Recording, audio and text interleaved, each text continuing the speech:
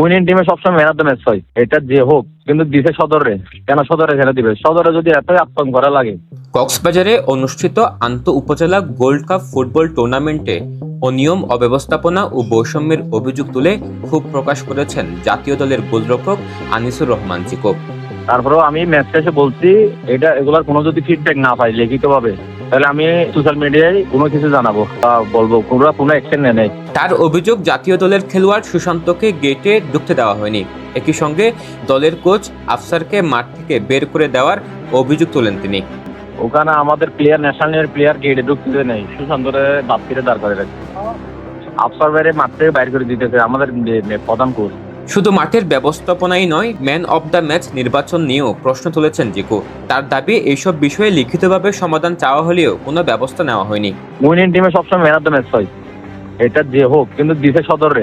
কেন সদরে খেলে দিবে? সদরে যদি এতই আতঙ্ক করা লাগে, তাহলে আমাদের এইখান থেকে ডেকে নেওয়া দরকার কি? এমন পরিস্থিতিতে টুর্নামেন্টে আর না খেলার সিদ্ধান্তের কথা জানিয়ে দেন জিকো। একই সঙ্গে স্থানীয় ফুটবলের উন্নয়নে নিয়মিত এমন আয়োজনের পাশাপাশি মাঠে খেলোয়াড়দের জন্য সমান সুযোগ ও সুষ্ঠু পরিবেশ নিশ্চিত করার আহ্বান জানিয়েছেন জাতীয় দলের এই গোলরক্ষক।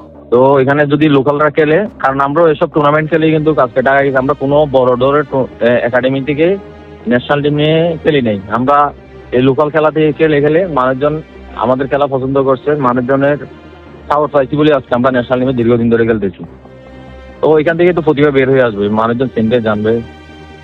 তো আমি মনে করি এই ধরনের টুর্নামেন্ট অব্যাহত থাকা উচিত, কিন্তু এখানে খেলার বাইরের মানুষ মানে মাথা ঘামানো উচিত না মনে করি। মানে শুধু প্লেয়ারদের পারফরমেন্সের বিষয় নিয়ে বাইরের মানুষ হিসেবে এই প্লেয়ারদের মন্তব্য করবে বা কে খারাপ খেলে ভালো গেল, তাইলে তো এটা কোনো টুর্নামেন্ট না। হ্যাঁ, দুনিয়ার মধ্যে অবশ্যই হার্ড ওয়ার্ক করতে হবে, কষ্ট করতে হবে, ডিসিপ্লিন মেনটেন করতে হবে। তারপর হচ্ছে যখন সুযোগ আসবে, যখন খেলবে মাঠে, ওদের প্রমাণ করতে হবে যে ওরাই বেস্ট, বা যে খেলুক।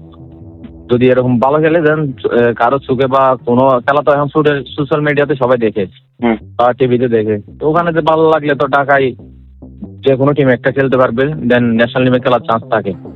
তো আমি ওদের উদ্দেশ্যে বলবো, just practice, regular hard work করতে হবে, ভালো খেলতে হবে, দেন ন্যাশনাল টিমে খেলার চান্স আছে।